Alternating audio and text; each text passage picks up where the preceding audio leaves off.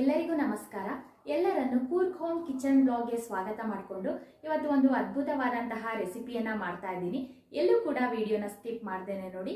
In case ನನ್ನ video ಏನಾದರೂ ಇಷ್ಟ ಆದರೆ ಪ್ಲೀಸ್ ಒಂದು ಲೈಕ್ ಮಾಡಿ, ಹಾಗೆಯೇ ನಿಮ್ಮ ಫ್ರೆಂಡ್ಸ್ ಆ್ಯಂಡ್ ಫ್ಯಾಮಿಲಿಗೆಲ್ಲ ಶೇರ್ ಮಾಡಿ ಅಂತ ಹೇಳ್ತಾ ಇವತ್ತಿನ ವಿಡಿಯೋವನ್ನು ಸ್ಟಾರ್ಟ್ ಮಾಡೋಣ ಬನ್ನಿ.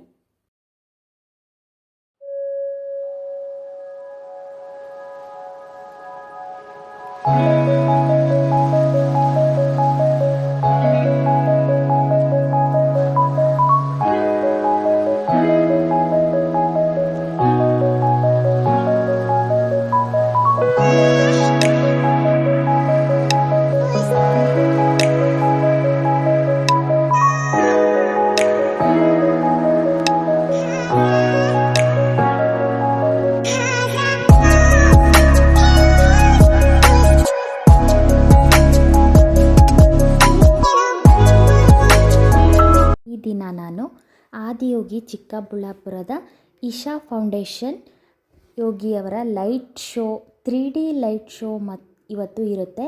ಇದು ಸ್ಟಾರ್ಟ್ ಆಗೋದು ಇಲ್ಲಿ 7 ಗಂಟೆಗೆ ಸ್ಟಾರ್ಟ್ ಆಗುತ್ತೆ. 7 ಗಂಟೆಯಿಂದ 7:45ರವರೆಗೂ ಈ ಶೋ ನಡೆಯುತ್ತೆ. ತುಂಬಾ ಚೆನ್ನಾಗಿರುತ್ತೆ ನೋಡೋದಕ್ಕೆ. ಆದಿಯೋಗಿಯವರ 3D ಲೈಟ್ ಶೋ ಅಂತ ಹೇಳಿಬಿಟ್ಟು ತುಂಬ ಚೆನ್ನಾಗಿರುತ್ತೆ. ಇಶಾ ಫೌಂಡೇಶನ್ ಚಿಕ್ಕಬಳ್ಳಾಪುರದ ಹತ್ತಿರ ನಂದಿ ಹಿಲ್ಸ್ ಹತ್ರ ಇದೆ. ಇದು ಬೆಂಗಳೂರು ನಂದಿ ಹಿಲ್ಸ್ ಇದೆಯಲ್ಲ, ಅಲ್ಲಿರುತ್ತೆ. ತುಂಬಾ ಚೆನ್ನಾಗಿದೆ. ಇದು ಶೋ ನಡೆಯೋದು ರಾತ್ರಿನೇ. ತುಂಬ ಚೆನ್ನಾಗಿರುತ್ತೆ. ಒಂದು 7 ಗಂಟೆಯಿಂದ 7:45ರವರೆಗೂ ಈ ಶೋ ನಡೆಯುತ್ತೆ.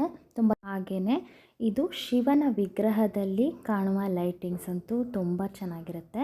ನಾವು ಬೆಳಗ್ಗೆ ಎಲ್ಲ ದೇವಸ್ಥಾನಗಳನ್ನೆಲ್ಲ ದರ್ಶನ ಮಾಡಿಕೊಂಡು ಈ ಆದಿಯೋಗಿ 3D ಲೈಟಿಂಗ್ಸ್ ಶೋನ ಸ್ಟಾರ್ಟ್ ಆಗೋದು 7 ಗಂಟೆಗೆ ಇರೋದ್ರಿಂದ ನಾವು ದೇವಸ್ಥಾನಗಳನ್ನೆಲ್ಲ ಮುಗಿಸ್ಕೊಂಡು ಈಗ 7 ಗಂಟೆಗೆ ಬಂದು ಇಲ್ಲಿ ಎಲ್ಲ ಕೂತ್ಕೊಳ್ಬೇಕಾಗುತ್ತೆ. ಈ ಯೋಗ ನಡೆಯುತ್ತೆ ನೋಡಿ, ಆ ಯೋಗ ಇದರಲ್ಲಿ ನಾವೆಲ್ಲರೂ ಕೂತ್ಕೊಳ್ಳೋದು ಅಂದರೆ ಬಂದು ನೋಡೋದಕ್ಕೆ, ಶೋ ನೋಡೋದಕ್ಕೆ ಅಂತಲೇ ಈ ಪ್ಲೇಸ್ ಇದೆ ಒಂದು, ಅಲ್ಲಿ ಕೂತ್ಕೊಂಡು ಎಲ್ಲರೂ ನೋಡಬೇಕಾಗುತ್ತೆ. ತುಂಬಾ ಚೆನ್ನಾಗಿರುತ್ತೆ ಇದನ್ನು ನೋಡೋದಕ್ಕೆ. ಒಂದು 45 ನಿಮಿಷಗಳ ಕಾಲ ಈ ಶೋ ಇರುತ್ತೆ. ತುಂಬ ಚೆನ್ನಾಗಿರುತ್ತೆ ಲೈಟಿಂಗ್ಸಲ್ಲಿ. ಈ ವಿಗ್ರಹದಲ್ಲಂತೂ, ಈ ಶಿವನ ವಿಗ್ರಹದಲ್ಲಿ ತುಂಬ ಚೆನ್ನಾಗಿದೆ. ಯಾವಾಗಲೂ ನಡೆಯೋ ಥರ 7 ಗಂಟೆಗೆ ಈ ಶೋ ಸ್ಟಾರ್ಟ್ ಆಗುತ್ತೆ. ಇವಾಗ ಸ್ಟಾರ್ಟ್ ಆಗ್ತಿದೆ.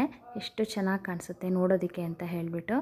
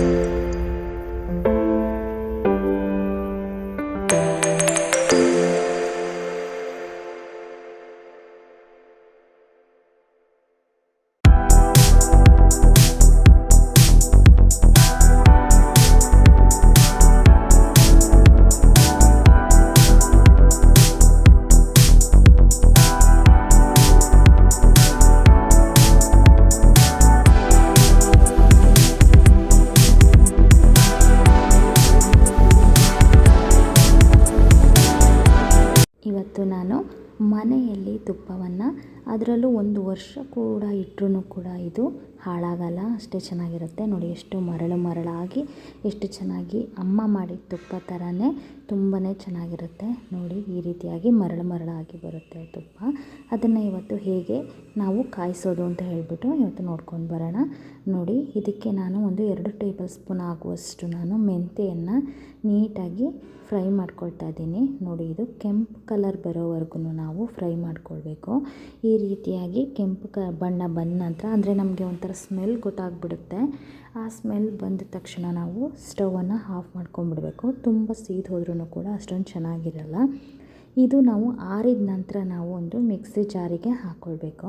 ಬಿಸಿ ಹಾಕ್ಕೊಂಡ್ರೆ ಒಂಥರ ಅಂಟಾದಂಗೆ ಆಗಿಬಿಡುತ್ತೆ. ಅದಕ್ಕೋಸ್ಕರ ನಾವು ಆರಿದ ನಂತರನೇ ಇದನ್ನು ನಾವು ಪುಡಿ ಮಾಡ್ಕೊಳ್ಬೇಕು.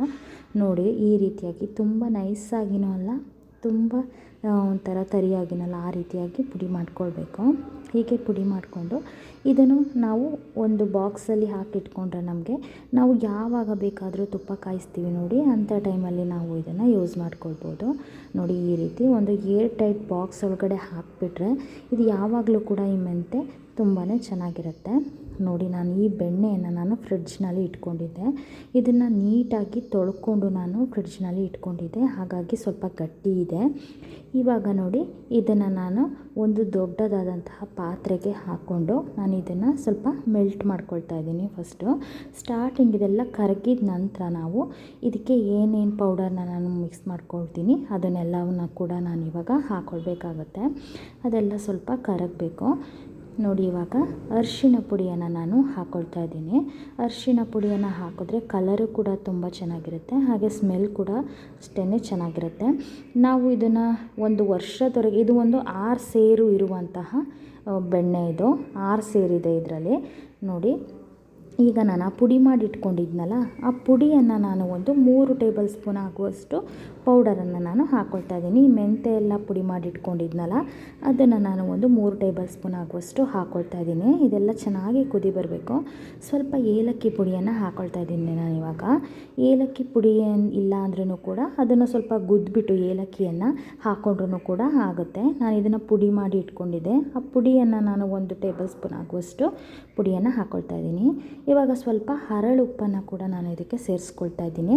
ಈ ತುಪ್ಪಕ್ಕೆ ಉಪ್ಪನ್ನು ಹಾಕೋದ್ರಿಂದ ಇದರ ರುಚಿ ಕೂಡ ತುಂಬ ಚೆನ್ನಾಗಿರುತ್ತೆ. ನೋಡಿ ಇವಾಗ ಕುದಿ ಬರ್ತಾ ಇದೆ. ಇವಾಗ ಇದಕ್ಕೆ ನಾನು ಪಲಾವ್ ಎಲೆಯನ್ನು ಹಾಕ್ಕೊಳ್ತಾ ಇದ್ದೀನಿ. ಗ್ರೀನ್ ಪಲಾವ್ ಎಲೆ ಇದೆ ನೋಡಿ, ಆ ಗ್ರೀನ್ ಪಲಾವ್ ಎಲೆಯನ್ನು ನಾನು ಹಾಕ್ಕೊಳ್ತಾ ಇದ್ದೀನಿ. ಇದು ಈ ತುಪ್ಪದಲ್ಲಿ ನಾವು ಕಾಯಿಸುವಾಗ ತುಂಬಾ ಚೆನ್ನಾಗಿರುತ್ತೆ. ಹಾಗೆಯೇ ನಾವು ಯಾವಾಗ ಈ ತುಪ್ಪದ ಬಾಕ್ಸನ್ನು ಓಪನ್ ಮಾಡಿದ್ರೂ ಕೂಡ ತುಂಬಾ ಚೆನ್ನಾಗಿರುತ್ತೆ.